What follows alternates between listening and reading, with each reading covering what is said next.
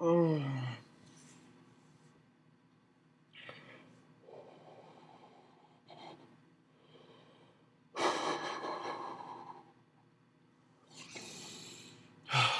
Okay. I'm good. I'm good. Hey everybody, I'm Glendora here. Welcome to another episode of Fairy Tale February. This is the Oracion Seis Arc. And this is another example of stories or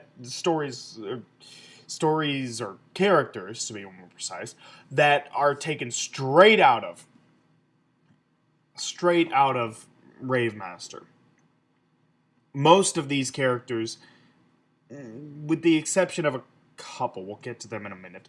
Most of these characters are very similar to Rave Master characters, and they're called the Oracion Seis, which is exactly what the group in Rave Master was called. The Oracion Seis. Well, Oracion 6, but 6, Seis, same thing. Seis is just the Spanish 6. So, yeah, it's the same name. You couldn't even come up with a different name for this group. If you want it to sound similar, fine. If you want it to sound similar, fine. But you are literally taking the name from Rave Master and bringing it to this. If I continue ranting on like that, we're gonna be here all day. So, the Oracion Seis, as well as two other dark guilds, have all teamed up. The three greatest dark guilds in history have all teamed up to form this ultimate dark alliance. And so, in order to combat this alliance, the Fairy Tale Guild has teamed up with other guilds.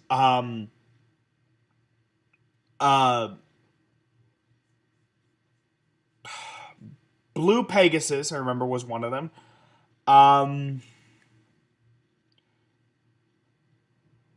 Something scale. It has their crest has a picture of a mermaid. And the Kate Shelter Guild. Those four guilds have all teamed up in order to take on this new threat, this Dark Guild threat. And the Oracion Seis has begun to make their move. They've begun to hatch their ultimate plan. And these four guilds have to bring representatives and bring all these representatives together, and these representatives have to take down the Oracion Seis. And there's like four guys from Blue Pegasus, three from Scale, four from Fairy Tale, being Pinky, Musica, Urza, and Lucy, and Annoying as well. He came along, and then from Kate Shelter, there is only one representative, unless you count her cat. And I'm not gonna say the name, because if I do, I'd rather not say. But I will bring up. All right, here we go. Carla, did you or did you not know there was a cat also named Carla in the anime Fairy Tale?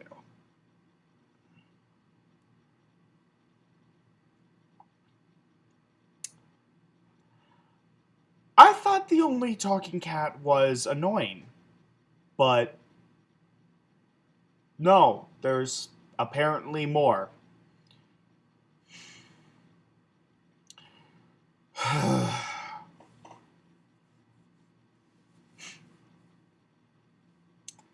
First annoying, now this. First annoying, now this one. Next thing you know, we're gonna meet like 100 of them. We're gonna meet like an army of them, like 100 or so. God, these things, they're not cute. They're not cute, they're disturbing. Okay, Carla, not you. The cat Carla is not annoying. In fact, she even calls out annoying on his annoyingness. Calls him out on it, and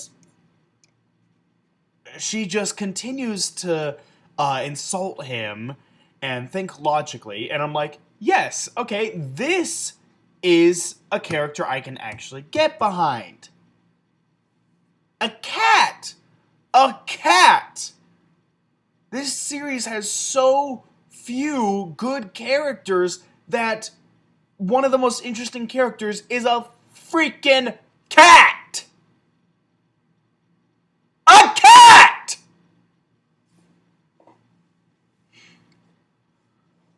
But moving. Do not bring her up. Do not say the name. Carla, please, I am begging you. Do not say, do not.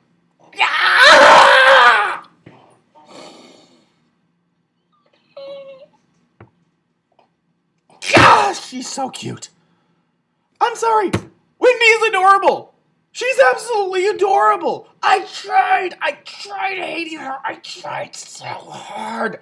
But she is impossible to hate. She's just so adorable. She's so adorable. She has so much power packed inside that little body of hers. She's so cute. Like, I want to see her grow up. I want to see what she'll be able to do when she gets older, when her body develops more, because like she has so much power, but here's the thing. She can't control it because her body hasn't grown enough yet. Once she grows enough, she'll be able to do incredible things. I'm sure of it. And she's a dragon slayer too. Wendy's a dragon slayer just like Pinky, and she's a wind dragon slayer. She's a wind dragon slayer, and she can do all this cool stuff and has all these spells, and even has a spell that can cure Pinky's motion sickness. And I assume that she ends up using it on herself as well, because I actually talked to a buddy of mine at work, and he says that all dragon slayers have that sickness in common. It's not just Pinky. All the dragon slayers have that in common, which would mean that Wendy has that in common too. But I assume that she uses that spell in order to not feel sick. But yeah, so like she's just great. I loved seeing her. Unfortunately, we don't get to see enough. Shortly after we meet her, she ends up getting captured, ends up reviving Seghart, who was dead after all. So yeah, that still leaves the question: who the fuck is that Mystican guy? Who the fuck is he? So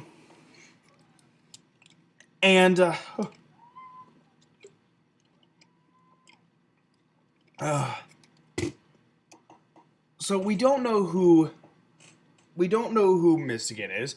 That Seghart guy got brought back to life.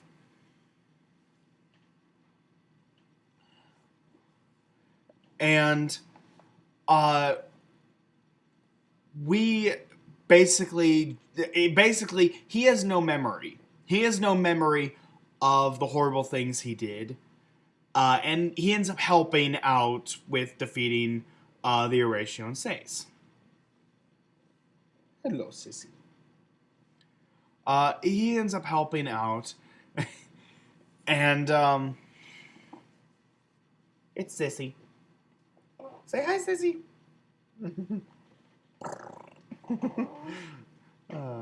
But anyway, so he ends up helping out, and they're trying to stop this death weapon from making its way toward the Kate Shelter Guild Hall and destroying it.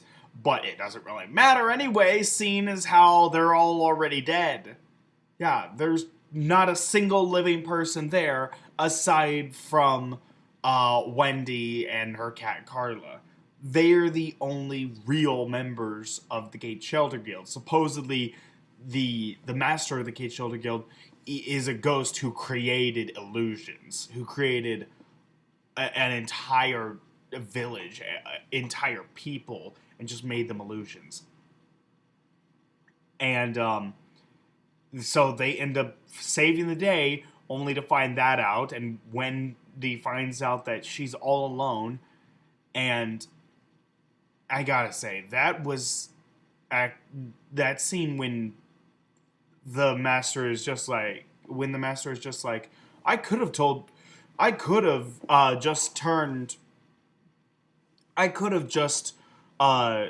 turned her away and instead taken her to another guild. But no, I decided to raise her, knowing that I would eventually leave her behind. Sorry, Wendy, we're all gonna disappear, so you're completely alone. Bye. There had to have been a better way to go about that. He had to have had other options. He shouldn't have strung Wendy along like that. That was a dick move. But that scene when they all disappear and she's just on her knees crying, that was actually emotional. I became a big fan of Wendy at that point. I want to see where her story is going to lead next. I want to see what's going to happen to her next. I want to see her grow. I want to see her become stronger. And it's very similar to when I first started reading Naruto. Naruto was a character that I connected with when I was a kid, and I wanted to see him grow. I wanted to see him get stronger. I wanted to see what was going to happen in his story. And that's something that I've been missing throughout this entire series. Like, there's a couple people, like Urza and possibly Gaijil, depending on, like, how much he does in the next arc, that I've been able to tolerate the series because I have them helping me out. I have their awesome fights helping me out. But I until now, I haven't had a character that I actually gave a shit about. And I finally have that. I want to see what's going to happen with Wendy. And yeah, I'll give this one a 5.5 out of 10. Despite Wendy, you don't see her that much. It's the story itself is not that interesting. But I am looking forward to seeing more of her, seeing what's going to happen with her next. So 5.5 out of 10. Don't think it's good enough to get a 6, but it's a slight improvement. So 5.5 out of 10. Thank you guys so much for watching. Like, comment, subscribe, and I will see you guys in the next video. Alright. Take care, everyone.